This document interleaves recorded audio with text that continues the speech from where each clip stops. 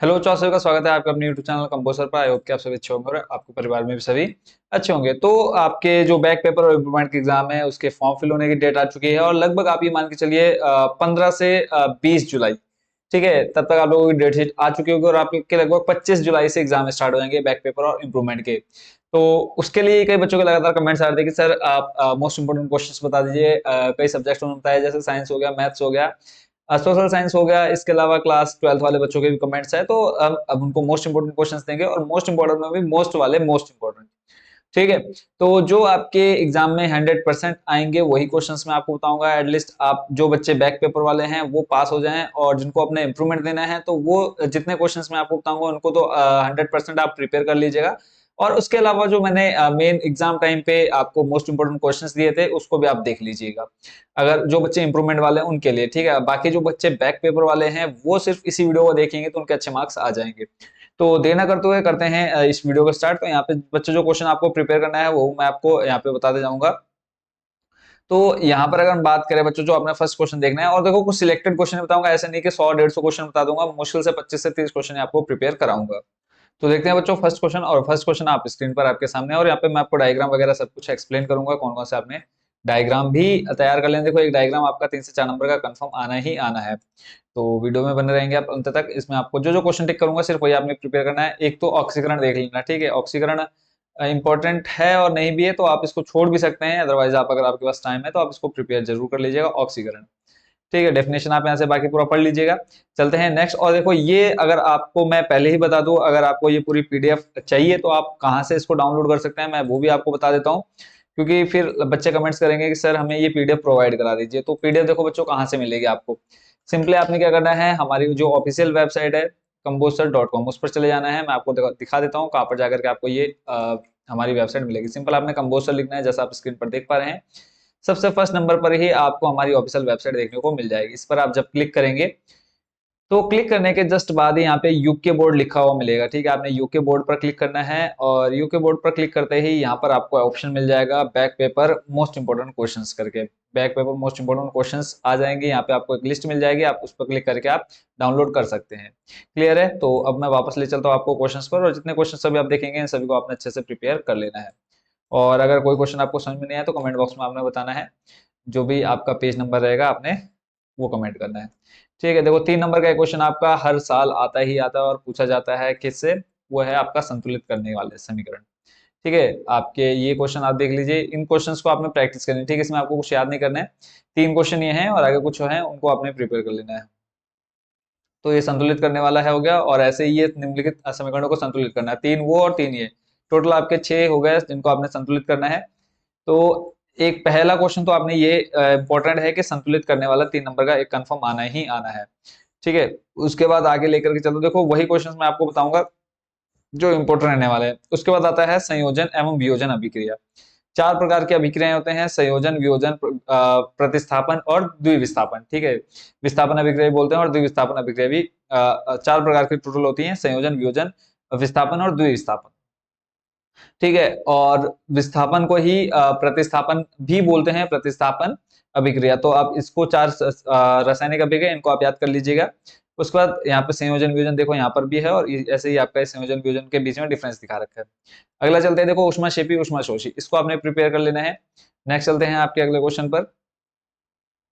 और यहाँ पे देखो ऐसा नहीं कि डायरेक्ट जाके बच्चे पीडीएफ डाउनलोड कर लेंगे, पीडीएफ डाउनलोड करेंगे इंपॉर्टेंट क्वेश्चन नहीं पता चलेंगे, क्योंकि इसमें बहुत से ऐसे क्वेश्चन है जो मैंने मेन एग्जाम के टाइम पे बच्चों को प्रोवाइड कराया था। बट अब ये बात हो रही है बैक पेपर और इंप्रूवमेंट एग्जाम की, तो उसके लिए सिर्फ आपको जो अभी क्वेश्चन बता रहा हूँ वो आपने बस प्रिपेयर कर लेना है।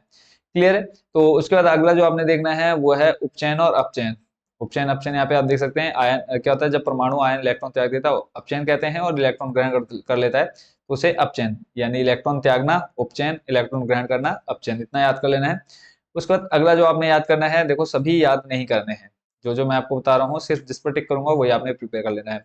नेक्स्ट ये आप देख रहे हैं, धोने का सोडा एवं बेकिंग सोडा के दो दो प्रमुख उपयोग बताने हैं, एक इसको आपने याद कर लेना है, ठीक है। तो लगभग आपके एक हो गया संतुलित करने वाला नंबर 1, और उसके बाद फिर नंबर 2 पर मैंने आपको बताया क्या, संतुलित करने के बाद अभिक्रियाएं, ठीक है। 4 प्रकार की अभिक्रियाएं हो गई वो। और उसके बाद अभी इससे पहले ऊपर एक क्वेश्चन बताया 3, और ये एक आपका 4 क्वेश्चन, अब तक मात्र 4 क्वेश्चन हुए हैं। अगले पेज पर लेकर के चलता हूँ आपको। अगला जो आपने देखना है वो है प्लास्टर ऑफ पेरिस की रासायनिक अभिक्रिया। ठीक है, प्लास्टर ऑफ पेरिस कैसे बनता है और उसका सूत्र और रासायनिक नाम, ये तीन चीजें आपने याद कर लेनी है। उसके अलावा जो आपने देखना है, ये आपके 3 नंबर के क्वेश्चन अलग से पूछे जाते हैं रासायनिक अभिक्रिया कराने के लिए। तीन ये लगभग तीन ये हैं, का खा गा, इनको आपने देख लेना है। इसके अलावा दो तीन और आपको देखने को मिलेंगे, वो मैं आगे आपको दिखा देता हूँ। और यहाँ पे आपको दो ये देखने हैं, दूसरा नंबर और तीसरा नंबर। ठीक है, इसको आपने प्रिपेयर कर लेना है। आगे लेके चलता हूँ मैं अब आपको, और जितने बता रहा हूँ बच्चों, इनको आप प्रिपेयर कर लेंगे तो बहुत अच्छे मार्क्स आपके बन जाएंगे। उसके बाद अगला जो देखना है इसका फिफ्थ नंबर। फिफ्थ नंबर देखो, दानेदार जिंक के टुकड़े को सोडियम हाइड्रोक्साइड विलेन के साथ गर्म किया जाता है। तो सीधा फिफ्थ नंबर का आंसर यहाँ पे आप देख पा रहे हैं, इसको आपने प्रिपेयर कर लेना है। उसके बाद अगला है भाप के साथ आयरन की अभिक्रिया, तो इसका फर्स्ट नंबर आपने यहाँ से प्रिपेयर कर लेना है। और उसके बाद अगला जो प्रश्न है वो है उभयधर्मी ऑक्साइड। ठीक है, इसको आपने याद कर लेना है। जितने क्वेश्चन बता रहा हूँ इंपॉर्टेंट है, और इनको अगर आप प्रिपेयर करके जाते हो बहुत अच्छे मार्क्स आपके बन जाएंगे। धातु अधातु याद करने की जरूरत नहीं है, आप अच्छे से इसको जानते हैं। अगर याद नहीं है तो एक बार जरूर धातु अधातु के बारे में पढ़ लीजिएगा। इसके अलावा आप अगला क्वेश्चन देख रहे हैं क्या, वो है खनिज अयस्क और गैंग। ठीक है, क्या है बच्चों, खनिज अयस्क और गैंग, तीनों के बारे में एक एक लाइन में है, तो आपको ज्यादा टाइम नहीं लगने वाला याद करने के लिए, तो इसको याद कर लीजिएगा। उसके बाद ले चलता हूँ आपको अगले प्रश्न की तरफ। अगला जो प्रश्न आपने याद करना है ये आपने छोड़ देना है, इसमें कुछ नहीं है, और ये भी अब आपके सिलेबस में नहीं है। और नेक्स्ट जो क्वेश्चन आपने देखना है, देखो सिर्फ इंपॉर्टेंट क्वेश्चंस, फालतू कोई क्वेश्चन नहीं करना है। तो जो मैं आपको बता रहा हूँ यहाँ पे आप इनको देख लीजिए। तत्वों का इलेक्ट्रॉनिक विन्यास कोशों में लिखना है, तो ये इसमें आपको कुछ अलग से दिमाग नहीं चलाना है, सिर्फ देख लीजिए कैसे बनना है। पहले आता है 2 फिर 8, उसके बाद जितने आपके पास बचेंगे, परमाणु की संख्या मान लो जैसे 11 है, ठीक है, 11 को आप भरते हैं, पहले में 8, सॉरी पहले में 2, दूसरे में 8, और उसके बाद तीसरे में आप देख लीजिए कितने आएंगे, 8 2 10 और एक बचा, तो तीसरे वाले में कोश कितने आ जाएंगे, 1। यानी अगर आप किसी कक्षा में भरते हैं इलेक्ट्रॉनों की संख्या, तो 2 8 8 इस तरह से भरी जाती है। ठीक है, तो जितने इलेक्ट्रॉन होंगे आप उसके अकॉर्डिंग आप इसको फिल कर लीजिएगा। चलते हैं अगले प्रश्न की तरफ, और मोस्ट इंपोर्टेंट क्वेश्चन है प्रश्न नंबर 9 जो आप देख रहे हैं, दो तत्व एक्स तथा वाई जिनके परमाणु क्रमांक क्रमशः 11 व 17 है। इसको आपने देख लेना है, नीचे इसका आंसर दिया हुआ है, आप इस आंसर को भी पढ़ लीजिएगा। चलते हैं अगले प्रश्न की तरफ। देखो लगभग 8 से 10 क्वेश्चन आपके यहाँ से हो गए। ठीक है, नेक्स्ट देखते हैं, ये वो क्वेश्चंस हैं जो बच्चों मैंने एग्जाम टाइम पे बच्चों को प्रोवाइड कराए थे, जो मेन एग्जाम हुए थे आपके। ठीक है, जिन बच्चों ने तैयारी की उनके बहुत अच्छे मार्क्स आ रखे हैं, वो मैंने लाइव में भी रिजल्ट चेक किया, और उसके बाद उन बच्चों ने अपना रिजल्ट भी सेंड किया, वो मैंने आपको दिखाया। तो नेक्स्ट क्वेश्चन है, मानव में बच्चे का लिंग निर्धारण कैसे होता है। मोस्ट इंपोर्टेंट क्वेश्चन है, तो इसको आप अच्छे से यहाँ से देख लीजिए। पीडीएफ कहाँ मिलेगी वो मैंने आपको बता दिया है, composer.com वेबसाइट पर जाना है आपको, वहाँ ये पीडीएफ मिल जाएगी। और उसके बाद नेक्स्ट जो क्वेश्चन बच्चों आपने देखना है वो स्क्रीन पर आपको दिख रहा होगा, इसको मैं थोड़ा सा छोटा कर देता हूँ। ये आप एक एक नंबर के क्वेश्चन आपके एग्जाम में आएंगे, तो इसको आप प्रिपेयर कर लीजिएगा। अगला है पादप में भोजन का स्थानांतरण कैसे होता है, इसको भी आपने याद करना है। और उसके बाद अमाशय, हमारे अमाशय में अम्ल की क्या भूमिका है, एक इसको भी याद कर लीजिएगा। और भोजन के पाचन में लार की क्या भूमिका, देखो बहुत शॉर्ट में क्वेश्चंस के आंसर यहाँ पे हैं, तो इनको आप याद कर लेंगे, आपको ज्यादा टाइम नहीं लगना है अगर आपको नंबर अच्छे लेकर के आने हैं। फिर है, और मोस्ट इंपोर्टेंट क्वेश्चन, प्रकाश संश्लेषण क्या है, प्रकाश संश्लेषण का रासायनिक समीकरण लिखिए, किसको देख लेना है। और उसके बाद अगले प्रश्न पर लेकर के चलता हूँ। अगला है, रक्त में उपस्थित 3 प्रकार की कोशिकाओं के नाम बताइए, प्रत्येक का एक कार्य भी लिखना है। तो तीनों प्रकार की कोशिकाएं यहाँ पे आप देख रहे हैं। उसके बाद नेक्स्ट जो क्वेश्चन देखना है उस पर लेकर के चलता हूँ।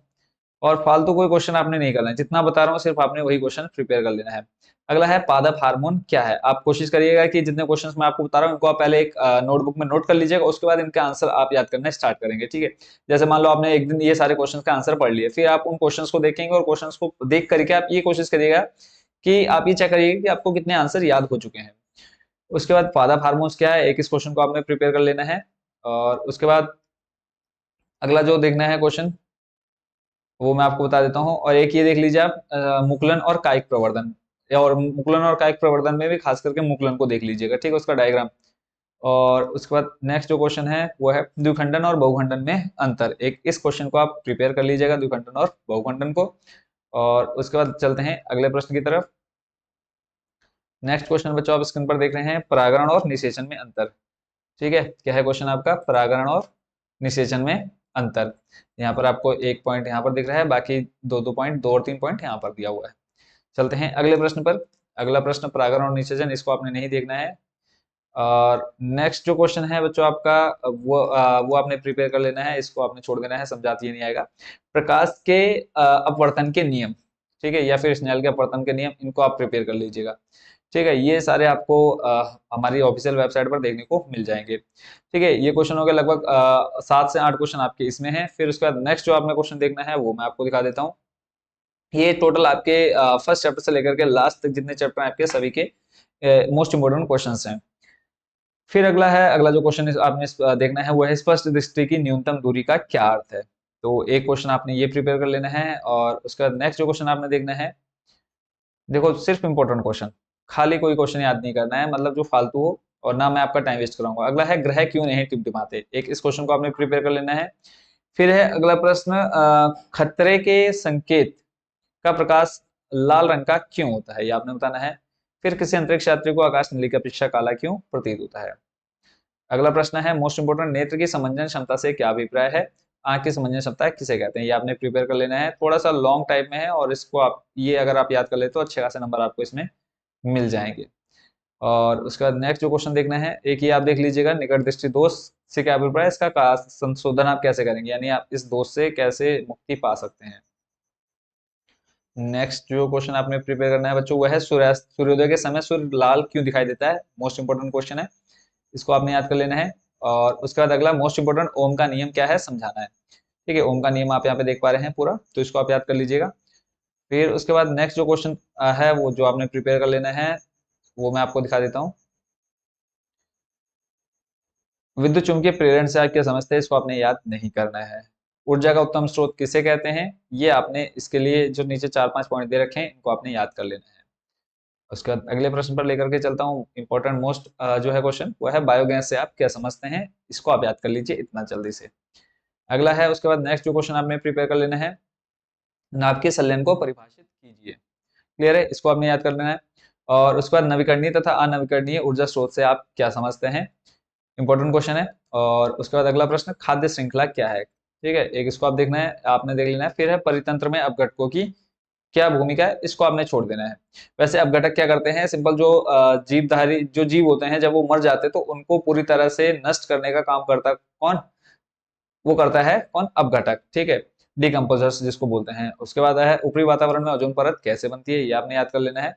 फिर 3R क्या है, 3R मोस्ट इंपोर्टेंट क्वेश्चन है, इसको आपने प्रिपेयर कर लेना है। एक बार इसको आप पढ़ेंगे, बहुत सरल है, वैसे भी 4 प्रकार के आर आ चुके हैं।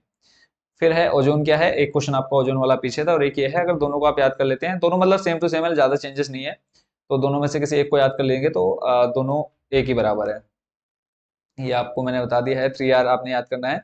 तो इतने क्वेश्चंस आपने जो याद करने हैं साइंस में। उसके अलावा जो मोस्ट इंपोर्टेंट डायग्राम है उनमें मैं आपको बता देता हूँ कि आपके एग्जाम में इस बार क्योंकि देखो 2 से 3 डायग्राम आपके एग्जाम में आते ही आते हैं, तो उनमें से कौन कौन से डायग्राम आपने प्रिपेयर कर लेने हैं वो मैं आपको बता देता हूँ। इंपॉर्टेंट इनमें से एक तो देखो मानव का पाचन तंत्र, इसके आपने सारे नाम याद कर लेने हैं। और उसके बाद जो अगला आपने देखना है, और नेक्स्ट जो देखना है, एक तो ये हो गया आपका क्या, तंत्रिका कोशिका। ठीक है, एक मानव पाचन तंत्र हो गया, एक हो गया आपका तंत्रिका कोशिका। और उसके बाद अगला जो आपने देखना है, मानव मस्तिष्क 3, और उसके बाद पुष्प की अनुदैर्घ्य काट 4, टोटल देखो 4। एक हो गया आपका पुष्प की अनुदैर्घ्य काट, और उसके बाद दूसरा हो गया मानव मस्तिष्क, और उसके बाद हो गया तंत्रिका कोशिका यानी न्यूरॉन, और उसके बाद चौथा जो है वो मैंने आपको बता दिया मानव पाचन तंत्र। तो 4 आपने ये डायग्राम प्रिपेयर कर लेने हैं, और गारंटी है कि इनमें से ही सारे क्वेश्चन आपके एग्जाम में आएंगे। बाकी एमसीक्यू अगर आपने याद कर लेने हैं उसका लिंक मैं डिस्क्रिप्शन में दे दूंगा, एमसीक्यू आप देख लीजिएगा जरूर जाकर के एक बार।